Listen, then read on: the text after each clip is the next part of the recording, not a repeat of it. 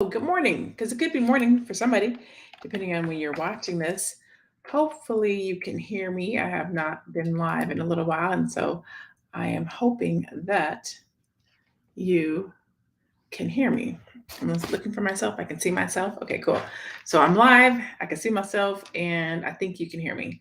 Hey, Dr. Boys, what's good? What's good? What's good? So tonight I'm going to be talking about Lene. What's good? I know everybody's going to be surprised to see me online tonight, but I keep getting hit up in my DM and my email asking me about what should I be thinking about for my business next year? What should I be planning? And I keep hearing this myth: if I plan to fail, if I don't plan, I'm going to fail, right? If you fail to plan, I'm planning to fail. And I was like, even if you come up with a plan, you can still fail. And so tonight I'm going to give you guys 12 ways not to fail. But we're going to start by looking at 12 ways that people fail, even though they plan. So even if you have a plan, you can still fail. Okay. And so that's what we're going to talk about tonight. Let me get my little chat open over here so I can see what you guys are talking about. Boom, in the comments. There we go. Cool. Hey, everybody. What's good? What's good? What's good? I know you don't usually get to see me, but I've literally had this conversation 6 times in the last 2 days. So I was like, let me go live and talk about it. Planning versus strategy. It's that time of year where people are getting ready and they're looking at what's happening next year and they're trying to figure out what their plan is. More importantly, you're looking at your plan that you had this year and why didn't it work? How come my plan failed? What did I do wrong? I followed the adage that says if you fail to plan, you plan to fail. So I did what I was supposed to do and I did it right, but it didn't work out for me. We're gonna talk about that tonight. Hey, business bully, what's good? Hey, Jim, what's good? Hey, everybody, how you guys doing? You guys are so nice, welcoming me so warmly. I love y'all. I appreciate you guys so much. So I got my little notes, you know what I'm saying? Because I ain't been online a little while, so I got to make sure I still know how to do it. They say it's like riding a bike. We're going to see if I can still rock the mic. So we're debunking the myth, failing to plan, planning to fail. And I'm going to give you guys 12 reasons why people still fail even though they plan. Because right now is the time where most people, especially if you're a business owner, you are looking to see what your next year looks like, right? How much money are you going to make? Conferences you're going to go to, who you're going to be networking with, what you're going to be doing in your business, courses, all the things. And so if you're doing it right, you're going to be doing it so that you don't fail. And so I want to make sure that you don't fail.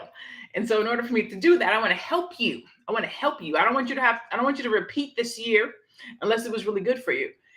If this year was really, really good for you and you made all the money that you wanted to make and you met all the people that you wanted to meet and you checked everything off of your vision board, raise your hand in the comments. I want to see who you are.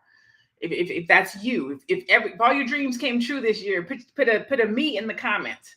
Now, if all your dreams did not come true and there's some room for growth, there's some room to elevate, then put a me in the comment. Put growth, put elevate, put more money, put 2024 as my year, put something that lets me know I'm in the right room and I'm talking to the right people, right? So the difference between a plan and a strategy, right? When somebody comes to me and they're like, Lene, I need help with figuring out what I'm going to do next year. And I'm like, all right, cool. Tell me what your ideas are. Tell me what the goals are for your business. And they're like, well, I plan on, and I'd be like, if all you have is a plan, you're already off. You're already off to the not the winning side. You need more than a plan, right? And so these are 12 reasons why people fail from the perspective of planning. Why a plan alone is not enough. So I don't want anybody from this day forward to say, if you fail to plan, you plan to fail, because that's a lie. That's not true. You can plan to win and still fail. You can come up with the plan and still not win. Okay, so let's go with number one. One of the reasons why people can make a plan but still not win or achieve what they're going after is because they lack flexibility. Let me know if I'm in the right room. Have you ever created a plan and got this plan so stuck in your head that you could not move? It had to be done this way. It had to be done in this time, even though everything was telling you this is probably not going to work. Maybe you should do it at a different time. Maybe you shouldn't launch it right now. But because you've said, I plan to do this, you stick with it and you'll see it through, and it doesn't work out the way you thought it was going to work out. you lose money, you didn't get enough people, something, it didn't happen the way you thought it was going to happen, but you had a plan, right? So one way that you cannot have a plan be successful, even if you have one, is if you're not flexible with your plan. If you see your plan is not working, you're not making the money, you're not selling the tickets, you're not getting the receipts, pivot. Don't stick with the dead plan. Don't stick with the losing plan, okay? Just because you have a plan doesn't mean you're going to be successful. Number 2, insufficient research. Raise your hand. Say me. We family. You can tell me if you have created a plan before you've done your research. If you have created a plan before you've done your research. This is the time of year people sit down and start saying, I want to make this much money. I want to go on this trip. I want to go to this event. But you haven't researched to see, is that where you're supposed to be? Is that the group you're supposed to be in? Is that the conference you're supposed to be at? Are those the people you're supposed to be selling to? So you'll create this plan with no actual research or data for if it's what you're supposed to be doing and if it aligns with where you're supposed to be going for yourself or your business. Right? So again, you can plan to you can create a plan and still fail. Number 3, ineffective communication. I'm guilty of this one. I am good at creating plans. I'm a strategist, so I actually create strategies, right?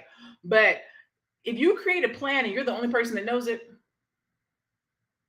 your team doesn't know it, your significant other doesn't know it, your travel partners don't know it, your clients and your customers don't know it, there's a possibility that you could fail. Okay. You also have to be able to communicate your plan clearly, articulate it so that others who want to support you and see you win, they can identify the plan, they can support you in the plan, and they can help you in your plan. Because if you try to do all the work yourself in your plan, chances are you're going to get overwhelmed, you're going to get burnt out, and that too can cause you to fail. All right. Number 5, everybody should be going crazy in the chat right now. When I put this one, I tell you this one, okay? Just put a me, we family, you can share your business with me. Lack of resources. If I listen, I would put my own me if I could, but I'm just going to raise my hand, both of them. Lack of resources is another reason why people plan to fail. Now, what I would say, another area where you can have a plan and still fail, if you don't either appropriately know and understand your resources, if you don't plan for your resources appropriately, if you don't go after the right resources, there's a variety of different ways that you don't have the proper resources and you can fail. Dr. Boy says plan and research makes sense. Yes. Andrea said me. Brian said growth. Yes. So number 6, I have a little bit of a love-hate relationship with this one. Okay. Number 6 says overly ambitious goals. Now, let me say this.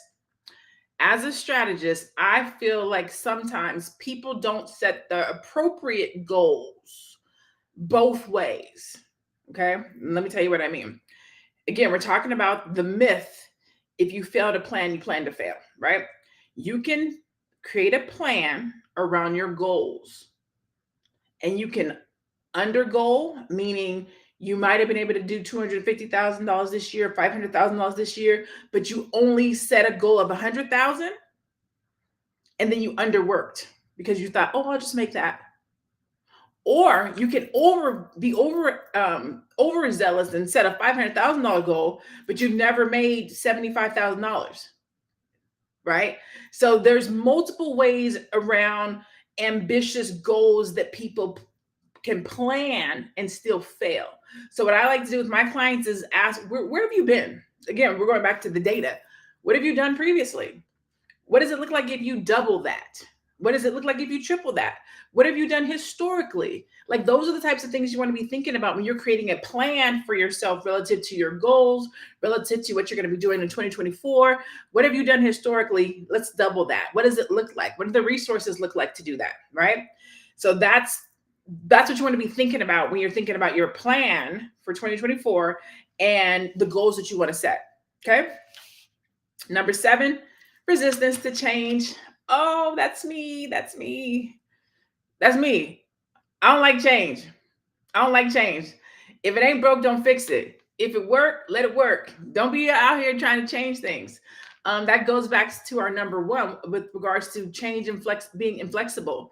You have to grow. You have to be okay with change.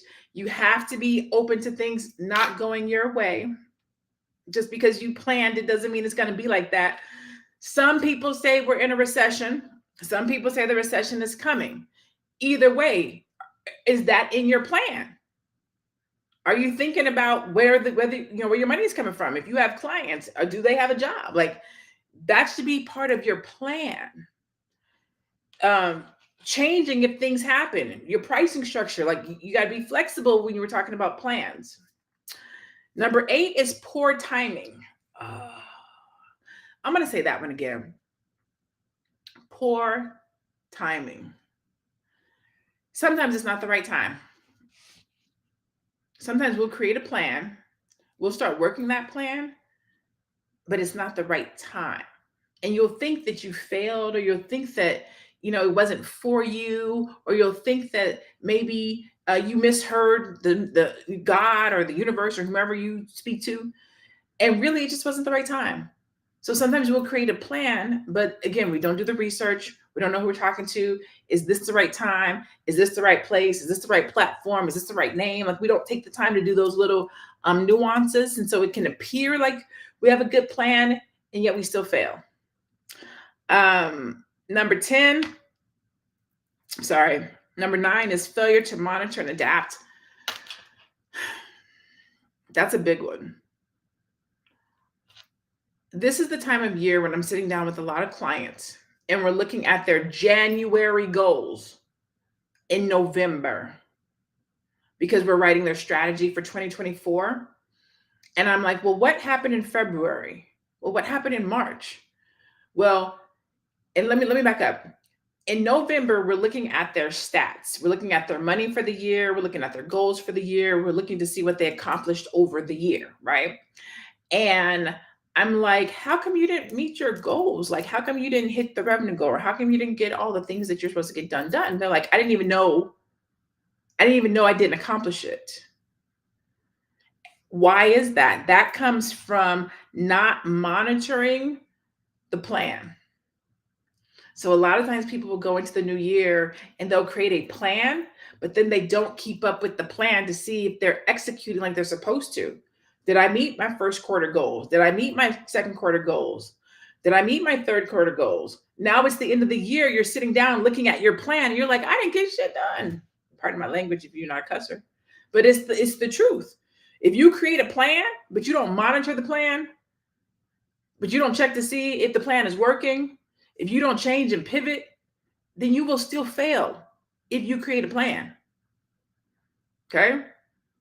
You will still fail if you create a plan. Number 10 is poor execution. I mean, that goes without saying. If you create a plan and then you don't actually work your plan, you're going to fail. And again, this is not a hate conversation. We're talking about the saying, if you fail to plan, you plan to fail. And what I'm saying is that's a lie. You can still plan and fail. That is not true. You have a better chance of success if you have a plan. But if you do have a plan, but you still don't do these things, you will still fail. There's a lot of people who had great plans and still didn't do what they were supposed to do. All right. Poor execution is at the top of the list. I probably should have led with that one. If you create a plan, but you don't actually execute on it, this is one of those slow hand raises. Okay. Number 11, misalignment with goals. This is a good one. And this is one that people don't talk about a lot, is when you take the time to sit down and actually write your plan out, create a plan, actually do a plan, but the plan does not actually align with your goals and objectives. Okay, I'm going to say that again. If you actually take the time to write out a plan, but you don't write the plan relative to the goals and the objectives that you have for yourself in your life. Now, this is where excuse me, this is where your strategy comes into play, because I will sit down with my clients and we talk about their 3-year goals, their 5-year goals, their 7-year goals. Sometimes we will write a strategy for their 3-year goals, their 5-year goals, their 7-year goals. And then when they sit and write their plan, they don't have nothing to do with their 3-year, 5-year, 7-year goals. They'll create a plan for this, and it's not even on task or on path or getting them anywhere near close to where they said they wanted to go. So you can literally write a plan and still fail if it doesn't align with what you say you want to do. And then the last one is inadequate follow up. So we kind of talked about that a little bit earlier. If you actually create a plan, but you don't go back and check it, if you don't monitor it, if you don't adapt, if you don't follow up, that's another way that you can actually create a plan and still fail. So from this day forward, I do not want to hear if you fail to plan, you plan to fail, because that's a lie. You can literally plan to succeed and still fail. You can literally create a plan and still not meet your goals and objectives if you don't do these things. If you lack flexibility, if you do insufficient research and data, if you have poor risk management, meaning you're not prepared for the downsides or the downfalls or economic downturn or rain or recession, if you don't communicate well, if you lack resources, if you are overly ambitious with your goals or under ambitious with your goals, okay, if you have a resistance to change, if it's poor timing right now, if your goals are misaligned, if you don't monitor your goals, and if you have inadequate follow-up, these are all reasons why a plan can fail. So if you have already written out your plan for 2024, just go back and look at it, touch it up a little bit, make sure that you've covered all these things. And if you have not written your plan for 2024, consider these things as you're sitting down to write them, right? Just to make sure that you have a better opportunity and a better chance at being successful in 2024, hitting your goals, getting the things accomplished that you say you want to get accomplished, seeing the things that I always talk about speaking things into existence. In my signature, in one of my signatures, it says, you have to see it. What does it say? You have to speak it in order to see it, in order to touch it, right? And so for 2024, I want to make sure that people aren't just sitting around making empty plans. I don't want you to have empty plans, right? I want you to be strategic in how you put your plan together. I want you to see it all the way through. I want you to be successful. I want you to look back and be like, wow, this stuff works. Tomorrow I'm going to get online and I'm going to talk to you guys about the difference between a plan and a strategy. Today we talked about plans because that's what I've been being asked a lot right now. Going into the new year, people are wanting to know, what should I be thinking about? What should I be planning? What's happening in the world? What's going on with the recession? What's going on with clients and money? And so those are a lot of my conversations that I'm having right now. But really it's around just being strategic, right? A strategy is better than a plan. But if you're not a strategic person and you don't know how to write a strategy or create a strategy, at least bare minimum, do a plan. All right. And if you at least can touch on those 12 things, you can have a solid plan. Okay. So that's part one. At least have a plan. Tomorrow, I'm going to jump on and I'm going to talk about what a strategy actually looks like. And so if a plan is like one layer, this is what I'm going to do. A strategy is like the 15 steps that it takes for me to get this one thing done. I would equate. So let's do it like this. Going out of town for the weekend is a plan, right? You're gonna grab your little duffel bag, you're gonna go out of town, you jump in your car, you're gonna go. That's a plan. I got a plan. I'm going out of town this weekend. A strategy is going on vacation. All right, on Tuesday, we got a plane. The plane is going to get us to Miami. When we get off at Miami, we're going to go over to Little Cuba. We're going to have some food. That night, we're going to go over and listen to some live music. We're going to be back to the hotel by 11. We're going to get up in the morning. In the morning, we got a yacht. That's a strategy. Like, you know what you're doing, when you're doing it, what time, who's there. That's a strategy. And oftentimes, that's where we see the most success as opposed to a plan, which is, and there's nothing wrong with a plan. For those of you who are planners, nothing wrong with a plan. It's just that we see more success with strategies. So for today, just wanted to break down 12 reasons why the myth. I'm sorry, 12 reasons why that saying, if you fail to plan, you plan to fail. It's a myth. It's not real. Don't believe it. That's a lie. Even if you come up with a plan, you can still fail if you don't do all of the things to make your plan successful. Okay. All right, that's it. That's all the time I have tonight. You see, I got my green screen up. I'm about to do some recording. I got to teach class, but I wanted to come in and have that conversation because I have gotten so many inboxes, emails, text messages. What should I be doing? And so tomorrow I'll come back and I'll talk about strategy because a lot of people aren't being strategic, aren't using strategy in their businesses, aren't using strategies in their life. And so I'm going to come tomorrow night and talk to you guys about strategy, what that looks like, and how to do it. Okay. For now, I'm Dr. Lene Javette. Hey, Dr. Lene Javette. And I will see you guys tomorrow